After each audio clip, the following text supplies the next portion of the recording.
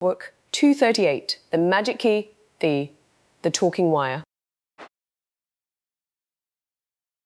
But Biff and Chip were in the garden playing with a string telephone. Poor Chip held a paper cup by the fence and Biff shouted into another cup connected by a long piece of red string. But suddenly Floppy chased a butterfly right through the middle, snapping the string. Before they could tie it back, the magic key began to glow. Biff grabbed Floppy and they were swept away. They landed in a dusty, cluttered workshop in Boston in the year 1875. The room was filled with batteries, copper coils, and metal tuning forks. A young man with dark hair and a thick beard was bent over a wooden table. The man was Alexander Graham Bell, and he was working with his assistant, Thomas Watson. "We are trying to send human speech through a wire," explained Mr. Bell. "But all we get are metallic scratching noises." Thomas Watson was in the next room with the receiver. Mr. Bell spoke loudly into a metal funnel connected to a long wire. "Can you hear me, Watson?" he called out.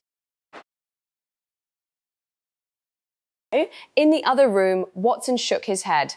"No, Mr. Bell. Just a faint clicking sound." The electrical current is not strong enough to carry the sound." Biff and Chip looked at the machine. It had a tiny metal reed that was supposed to vibrate when sound waves hit it. But the reed was stiff and stuck in place.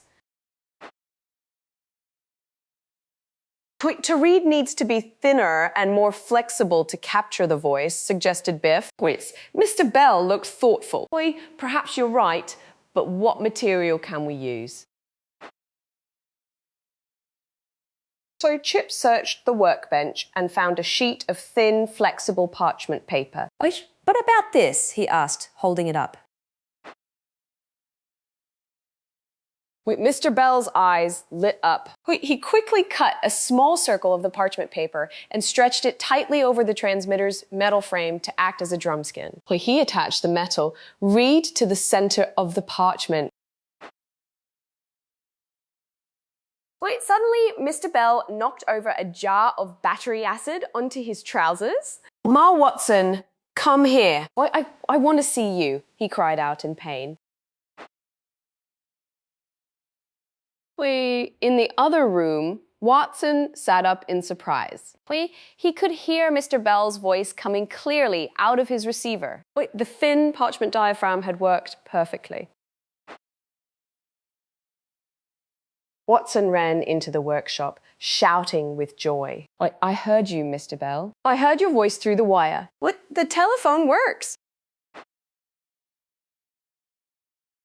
Mr. Bell forgot all about his ruined trousers and danced around the workshop with Watson, Biff, and Chip. Floppy barked and wagged his tail, but they had made history.